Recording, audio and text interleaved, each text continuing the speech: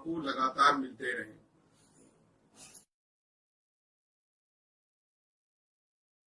नमस्कार दोस्तों, धर्म रहस्य चैनल पर आपका एक बार फिर से स्वागत है। आज हम लोग बात करेंगे एक विशेष तरह के अनुभव के बारे में, जो कि अनुभव नगरकोट मंदिर में घटा था। और यह देवी माँ का एक चमत्कार है। भेजने वाली साधिका हैं और इन्होंने जो महसूस किया उसे ही पत्र के माध्यम से लिख करके भेजा है और बताया है कि किस प्रकार से इस मंदिर के दर्शन के दौरान उनके जीवन में विशेष तरह की क्या घटना घटी थी। तो आइए चलिए पढ़ते हैं इनके पत्र को और जानते हैं कि आखिर नगरकोट मंदिर में देवी माँ की कौन सी कृपा को इन्होंने महसूस किया था। नगरकोट मंदिर में घटा माँ का एक अद्भुत चमत्कार। प्रणाम गुरुजी, चरण स्पर्श। और धर्म रहस्य चैनल से जुड़े सभी साधक भाई और बहनों को मेरा नमस्कार। प्रणाम गुरुजी, मैं आपको अपने जीवन में घटित हुई माँ का एक ऐसा चमत्कार बताने जा रही हूं जो मेरे सामने ही नहीं बल्कि कई लोगों के सामने हुआ था। यह बात साल 2018 के नवंबर महीने की है। उस समय हम माँ के नगरकोट मंदिर को गए थे और ज्वाला जी हमारे जाने का प्लान तो सभी मंदिर देखने का था, लेकिन हम सिर्फ 2 ही मंदिर उस वक्त जा सके थे। गुरुजी, कुल मिलाकर हम 9 से 10 लोग थे, जिसमें मैं और मेरी सिस्टर की फैमिली थी और एक गाड़ी वाला भी था। रोजी, उस समय मेरी बेटी का जन्म हुआ था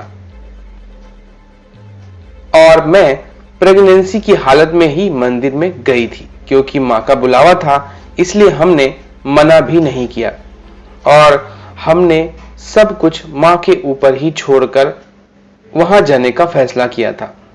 इससे पहले पत्र में मैं आपको बता चुकी हूं कि मुझ पर माँ की कृपा हुई थी और शादी के 15 साल बाद हमें खुशखबरी मिली थी। कुछ लोगों ने तो हमें उस समय जाने के लिए मना किया था कि ऐसी हालात में ऊंची नीची चढ़ाई मत चढ़ना, लेकिन मैंने फैसला किया कि मैं सब कुछ माँ के ऊपर ही छोड़ दूंगी। अगर उनकी कृपा रहेगी तो मुझे कुछ भी नहीं होगा और इसलिए हमने जाने का फैसला किया था। गुरुजी, हम शुक्ल पक्ष की नवमी तिथि को निकले थे और हमने सोचा था कि 6 दिनों के अंदर ही हम लोग सारे मंदिर घूम लेंगे और पूर्णमासी तक लगभग हम लोग वापस भी आ जाएंगे, क्योंकि हमें पूर्णमासी वाले दिन उस मंदिर तक पहुंचना था जहां हर महीने पूर्णमासी का जागरण होता है। गुरुजी, यह मंदिर उत्तर प्रदेश के बुलंदशहर से होते हुए डिबाई से लगभग 2.5 घंटे की दूरी पर स्थित है। गुरुजी, जैसा कि मैंने बताया था कि हम नवमी तिथि को निकले थे और हम सुबह सुबह 5 या करीब 5 बजे के करीब हमें नगरकोट पहुंचते पहुंचते रात हो चुकी थी। रात के लगभग 10 बज चुके थे, तब तक मंदिर के कपाट बंद हो चुके थे। वहां पर हमने एक होटल का रूम भी लिया था। गुरुजी, हम सुबह सुबह स्नान आदि करके दर्शन के लिए निकले थे। हमने मंदिर में जाकर मां भगवती के दर्शन किए, उन्हें नारियल, चुन्नी और 16 सिंगार और साड़ी का चढ़ावा भी चढ़ाया था और इस प्रकार हम सारे मंदिर में घूम घूम कर वापस आने लगे, क्योंकि मेरी बहन के हस्बैंड और गाड़ी वाला जल्दी जल्दी मचा रहे थे। इसलिए हम लोगों को यह सोचने का मौका ही नहीं मिला कि हमें वहां जाकर मां को भोग और प्रसाद भी चढ़ाना चाहिए, और यह बात हमारे दिमाग से उतर गई थी। गुरुजी, केवल हमने श्रृंगार साड़ी और नारियल चुन्नी का चढ़ावा चढ़ाकर हम लोग वहां से निकल आए, जैसे कि कोई नॉर्मल ही हर रोज मंदिर जाते हैं और हर रोज मंदिर में दर्शन करके चले आते हैं। उस समय हमारी भी स्थिति कुछ ऐसी थी कि हमें बताने वाला तो कोई था ही नहीं। गुरुजी, हमें मुश्किल से वहां पर आधा घंटा भी हुआ होगा और हमने वहां दर्शन भी कर लिए, वहां से निकल आए। मतलब सब कुछ जल्दबाजी के तरीके पर हुआ था। हम वहां से ज्वाला जी के मंदिर के लिए निकले थे और उतरते समय एक पैड़ी पर मेरा पैर न जाने कैसे फिसल गया और 3 बार संभलते संभलते भी मैं गिर ही गई। गुरुजी, एक बार के पैर फिसलना में मैं 3 बार गिरते गिरते बची और चौथी बार मैं नीचे गिरी और बैठ गई। ना तो मुझे कहीं पर चोट लगी और न ही कोई मुझे किसी भी प्रकार का नुकसान हुआ और न ही मेरे बच्चे को कोई नुकसान हुआ था। बस मेरे पैर में हल्की सी मोच आ गई थी। हम लोग वहां से निकलकर ज्वाला जी के मंदिर पहुंचे। हमने ज्वाला माता के दर्शन किए और ऊपर की तरफ जाकर सभी मंदिर के दर्शन के बाद हम ऊपर भैरव डिब्बी की तरफ जाने लगे। लेकिन अचानक ही पता नहीं क्या हुआ कि मेरा वही पैर जो नगर कोट से आते समय मुड़ गया था, इतना भारी हो गया जैसे उसने किसी में कई किलो का वजन बांध दिया गया हो और मैं पैर उठाकर चल भी नहीं पा रही थी। और हम सिर्फ महिलाएं ही ऊपर भैरव बाबा के दर्शन के लिए नहीं जा पाए। हम लोग नीचे ही रुक गए थे। भैरव बाबा के दर्शन के लिए नहीं जा पाए, सिर्फ जेंट्स लोग ही ऊपर गए दर्शन के और हम लोग वहीं पर बैठे रहे जहां पर मां तारा का मंदिर है और नवग्रह भी मंदिर है।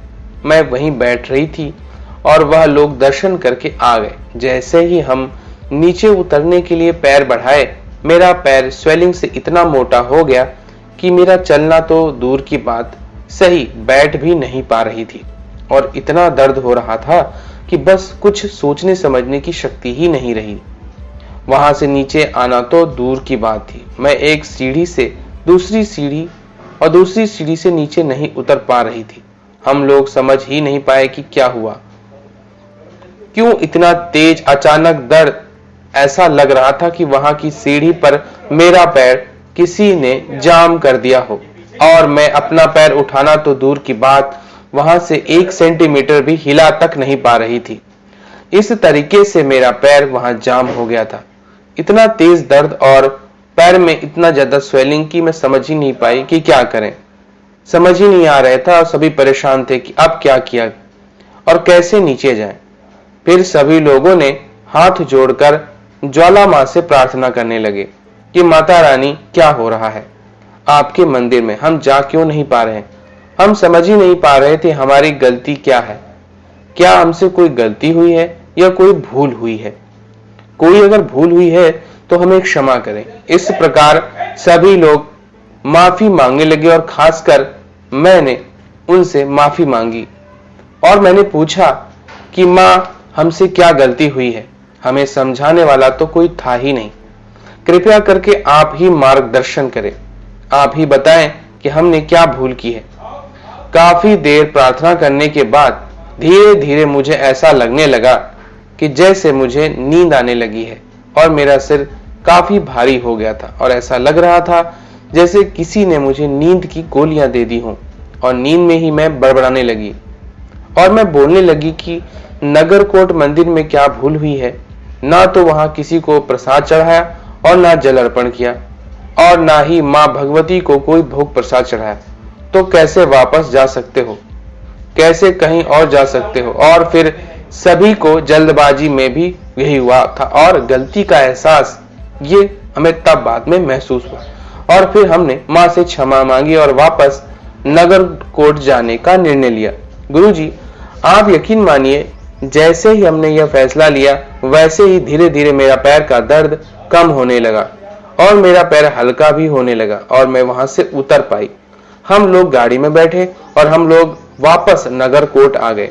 नगरकोट आकर हमने मां के दर्शन किए, हवन कुंड में भोग प्रसाद चढ़ाया और जल अर्पण किया और जिस जल से मां का अभिषेक किया जाता है उस जल को ग्रहण भी किया और मां के मंदिर में शाम के टाइम होने वाला लंगर भी खाया। गुरुजी, हमने वहां लंगर खाकर माता का कीर्तन भी किया। कपाट बंद होने के बाद हम वहां एक होटल रूम में ही रुक गए। गुरुजी, सुबह जब मैं सोकर उठी तो मुझे ऐसा लगा ही नहीं कि मेरे पैर में कुछ हुआ था। मेरा पैर बिल्कुल ठीक था। हम लोग फिर से जाकर दर्शन किए और माँ से वहां से वापस आने की आज्ञा मांगी और अपनी गलतियों के लिए क्षमा भी मांगी और हम खुशी खुशी वापस लौट आए। इस प्रकार से गुरुजी, यह मेरा एक छोटा सा अनुभव था। जिन लोगों को माता रानी के उस पर विश्वास होता है, माँ उन्हें छोटे मोटे अनुभव कराती ही रहती हैं अपने होने के, ताकि उनके बच्चों को यह लगे कि उनके बच्चे अकेले नहीं हैं, मैं हूं तुम्हारे साथ। इसलिए हमें अच्छे और बुरे दोनों समय में कभी भी माँ को भूलना नहीं चाहिए। हम जिस भी ईश्वर की पूजा करते हैं उन्हें कभी भी हमें भूलना नहीं चाहिए। और माँ जैसा तो पूरी दुनिया या पूरे संसार में कोई है ही नहीं। माँ गलतियां होने से पहले ही उस गलती को सुधार देती हैं। यदि उस दिन मेरा पैर दर्द नहीं हुआ होता तो हम ज्वाला जी से नगरकोट वापस नहीं आए होते, तो शायद हमारी यात्रा ही खराब हो जाती। हमें किसी को यह आभास भी नहीं होता कि माँ ने हमारे दर्शन स्वीकार ही नहीं किए, या फिर शायद हमें वहां रुकना ही था और माँ का प्रसाद ग्रहण करके भी आना था, क्योंकि माँ अपने दरबार से अपने बच्चों को कभी भी भूखा नहीं जाने देती। अंत में बस इतना ही कहना चाहूंगी, यह जो भी समय चल रहा है कोविड-19 का, यह जैसे तैसे बीत जाए और सावधानी आप लोग जरूर बरतें और सावधानी के साथ साथ अपने भगवान में, अपनी आदिशक्ति माँ पर विश्वास जरूर रखें। गुरुजी, आपको मेरा अनुभव अगर अच्छा लगा हो तो प्रकाशित जरूर कीजिएगा। मेरा यह अनुभव सिर्फ और सिर्फ धर्म रहस्य चैनल पर श्री सूरज प्रताप जी के द्वारा प्रकाशित होगा। यह कहीं और प्रकाशित नहीं किया जाएगा। इसकी पूर्ण जिम्मेदारी मैं लेती हूँ। सुनीता चौहान। तो इस प्रकार देखिए, यहाँ पर यह अनुभव के माध्यम से आप स्पष्ट समझ सकते हैं कि हर भक्त को माँ अपने अनुभव अवश्य ही करवाती हैं और उनके अनुभवों को समझने के लिए भी आपके हृदय का पवित्र होना आवश्यक होता है। और इसी प्रकार के रोज हजारों अनुभव हर साधक को और हर साधिका को अवश्य ही होते हैं। तो अगर आज का यह वीडियो आपको पसंद आया है तो लाइक करें, शेयर करें, सब्सक्राइब करें चैनल को। आपका दिन मंगलमय हो। धन्यवाद।